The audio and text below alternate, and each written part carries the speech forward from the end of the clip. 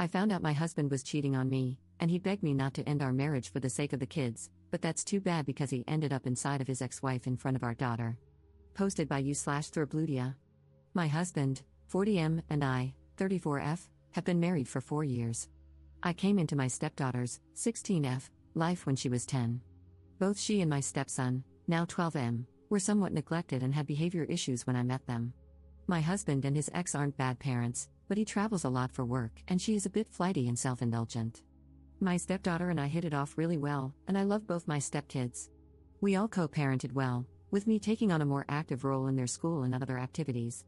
Both my husband and his ex-wife were satisfied with me doing the grunt work for the kids. They both travel a lot, and I became the sole parent who was fully engaged. I own a 3-bedroom house I inherited from my parents, and my husband and kids moved in to live with me. The kids love their rooms in our home and their lives in our town. The custody arrangement they have on paper is 50-50, but their mom doesn't have as much space as I do, so the kids are here almost full-time. A few months ago, I came back from an overnight school field trip with my stepson to a very distraught stepdaughter. She found her parents together in my bedroom and was upset about the cheating. I was devastated to hear this from her. After some sleuthing, I found out that their affair had been going on for months, possibly a whole year. I've been trying to get pregnant for the past 2 years, and we were having very frequent bedroom intimacy. Realizing that my husband was sleeping with us back to back was especially nauseating for me. I have filed for divorce and asked him to leave. He doesn't want this marriage to end and seems somehow convinced that I'll change my mind. However, he agreed to a separation and has moved out to an apartment. My stepdaughter was mad at both her parents and wants to continue living with me. Neither of them is taking any steps to move the kids out.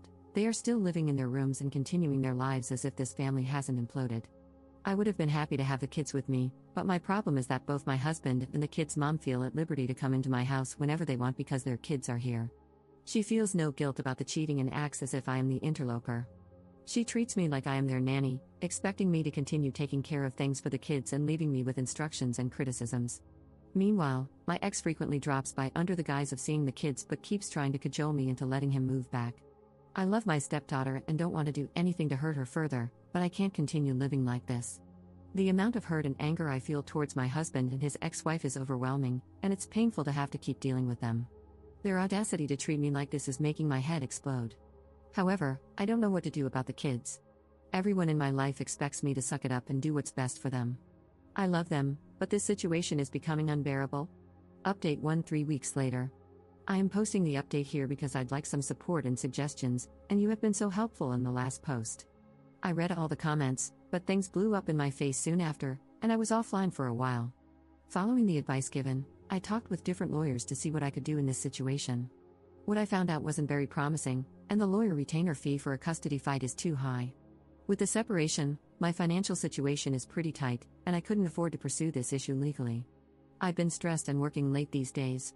The day after I made the post, I was going to be late home and had asked my stepdaughter to reheat the frozen lasagna I had made for dinner. When I arrived home, I found both kids having a meal with my ex and their mom. I'll call her Melissa. Melissa had decided to turn it into a family dinner and set out the food I made on my formal dining table with my nice dishes. She had created a pretty family moment with her and my ex under my roof. I completely lost it at that point. I regret to say I behaved abominably, screaming at her and my ex, and told them to get the hell out of my house. This happened in front of my stepson, who was pretty shocked, as I had kept him out of most of this mess so far. After my breakdown, I needed some time away, so I drove out to spend the weekend with my cousin. My stepdaughter wanted to come with me, so we left my stepson with his dad. My stepdaughter was so sweet to me and very understanding of why I was upset. She hadn't invited her parents, her mom had shown up and then invited my ex for dinner. My stepdaughter hadn't anticipated that I'd get this upset. Frankly, I'm surprised too that I blew up like that. That's not typically me. After we got back, I let Melissa know that she shouldn't come over anymore and that if she did, I would report her for trespassing.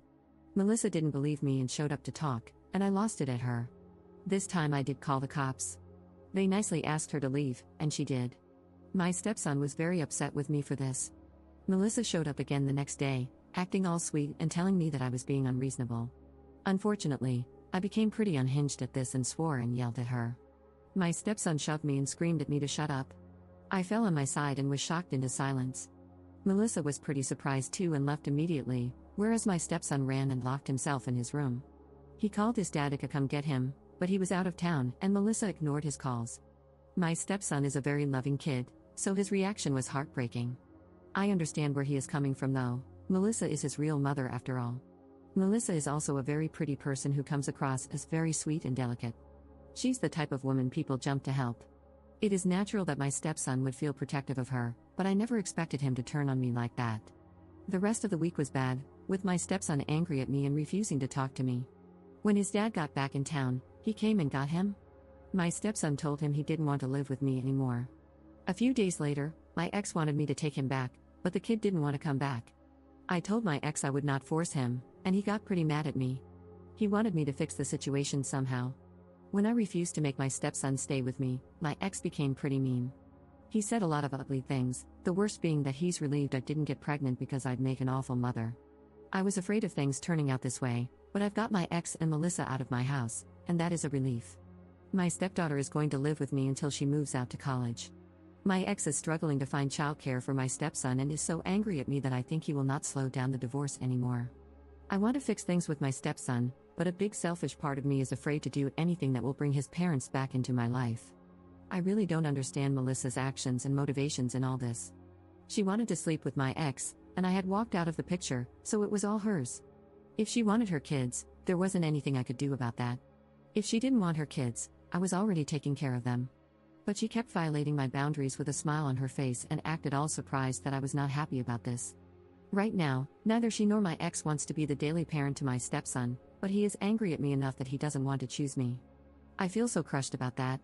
Update 2 weeks later. Nothing of consequence has happened on the legal front since my last post. Emotionally, it has been a lot of ups and downs. A lot of people messaged me suggesting that I should let my stepdaughter go and that it's not healthy to have her staying with me. That may be so on paper, but it's not something I want to do. I met my ex a few years after my parents passed away. I was very close to them, and they passed away one after the other. I suffered from a lot of depression from grieving. My boyfriend at that time dumped me, and I lost a lot of friends. When my ex and I started dating, I was coming out of my sadness but was still very lonely. My stepdaughter and I became each other's support very quickly. She felt neglected by her parents and had resentment towards them, and I suppose she loved the attention I gave her. I found her to be a loving kid, and I enjoyed bonding with her. My stepson and I were close too. While he loved his mom, I did kind of assume that he was closer to me. One of the resentments my stepdaughter held against her parents was that they were uninterested and dismissive of her extracurricular activities, which led to her failing in some areas she was very passionate about. She's into a sport I am familiar with, and I spent a lot of time training with her and taking her to her events and classes. She is very good at it now, and it's going to be a source of scholarships for her and possibly get her into the college she is interested in. She is hardworking and ambitious, and I want to support her as much as I can. She has promised to keep her parents out of our home, and I hope she sticks with that until she leaves for college. My ex has been very angry and ranting at me in messages. I have stopped answering his calls and I don't reply to his emails. I've told him the only subject I'll discuss with him is divorce, and only through my lawyer. So, he's been bad-mouthing me to a lot of our mutual acquaintances. A couple of people have gently chided me for abandoning my stepson. One went so far as to say that women who become stepmoms should know what they are signing up for and that a real mother wouldn't leave her children. I am not good with conflict and haven't been able to respond properly. I've pretty much isolated myself from people so I don't have to listen to comments like these. Melissa is still blocked by me, and she hasn't made any more efforts to communicate with me, which is a huge relief. A week after the last post, my sister-in-law came down to see me. She lives 3 hours away, so I was pretty apprehensive about her driving all the way here to talk to me. I asked to meet in a restaurant, and she agreed. I was also worried about talking to her because, while she has been polite and nice to me, she was and still is Melissa's friend. She told me my ex had urged her to talk to me about my stepson, and she completely disagrees with him about that. She said I've been a great stepmom to my stepson, but he's not my responsibility. My ex was honest with her about his affair, and she supports me getting divorced. She said a lot of supportive things to me about moving on and looking after myself and also thanked me for continuing to take care of my stepdaughter. That was nice, but then she added that she wasn't surprised by the affair at all. She was surprised that my ex married me. She implied that I should have seen this coming. Though she didn't come out and say it, the insinuation was that Melissa is so much better than me, she's prettier, more successful, more charming, and my ex would jump at the chance to be with her. That was just great to hear, just peachy. It's easy for me to accept now that I wasn't the smart one here because I didn't see it coming at all. My bad for being happy and in love with my family, I guess. The upside to that meeting is that my ex has stopped harassing me. I haven't heard anything from him since, and I think he has stopped talking about me to others too. I don't have any updates on my stepson yet, though my stepdaughter told me he's all right and waiting for summer vacation to start. A few of you suggested that Melissa might have been interested in taking my house. I don't think so. She does well for herself and has a good career. She has a rather spendy lifestyle and lives in a very fancy 2-bedroom apartment in the city, while my house is in a child-friendly but staid suburb. I hope things continue to be quiet because I need to get my head straight and focus on work, or I may get fired. My job is the one thing going for me right now. Update 2 weeks later. We had a court date, and the judge ordered mediation, putting this off for a few more months. I was hoping this would be wrapped up quickly since we don't have kids together, and I want nothing from my ex. I didn't bring up custody for my stepdaughter or stepson, and he didn't either. All I want is a divorce and to walk away with what I brought in, that being my house and my car. My ex isn't fighting for those, but he's still saying he doesn't want a divorce. What the hell, man? He's left me 2 messages asking to talk, but I've ignored him. The mediation will be over Zoom, which sounds more comfortable to me than an in-person meeting. My stepdaughter and I are doing well living together. Melissa is silent, and nothing from my stepson so far. Update for 1 month 1 week later. I am divorced. The papers are signed, the judge has signed off, and it's done. I am so relieved. I was scared that this would drag on for longer. The first mediation meeting was a nightmare, with my ex trying to convince me that we should go through marriage counseling. Fortunately, the mediator was a very firm woman who kept the conversations in control. We had a couple more mediation emails, and he eventually agreed to sign off. I was still nervous about how it would go today, but my ex played nice and signed off on everything. A very nice surprise was that he voluntarily gave me our entire joint savings account. I was not expecting that. I had asked for half of it, though in reality, he had contributed more than I did. I would have been okay with taking just my portion, but he surprised me by giving me all the money. It was our emergency savings, so not a huge amount but a nice high 5-figure number. I am so relieved about it. Money has become tight with lawyer fees and changes, and this helps a lot. Emotionally, it made me feel better about myself. I may be wrong, but my heart wants to read this as his acknowledgement that he screwed me over and that I deserve something back. Update 3 months 2 weeks later. Okay, not really an update, more like a vent. I can write things down here that I can't talk about in real life. I'm making a big show of being happy, social, and carefree to people in real life, but honestly, I am so damn miserable and sad. The first couple of months, I soldiered on out of pure spite and determination to remake myself, but it's devolving into sadness. I had been avoiding hearing anything about my ex or Melissa, but my stepdaughter has been having some issues, and she vented to me about how mad she is at her parents, mostly her mom. My ex and Melissa didn't last long. They were having fights and issues well before my divorce finalized.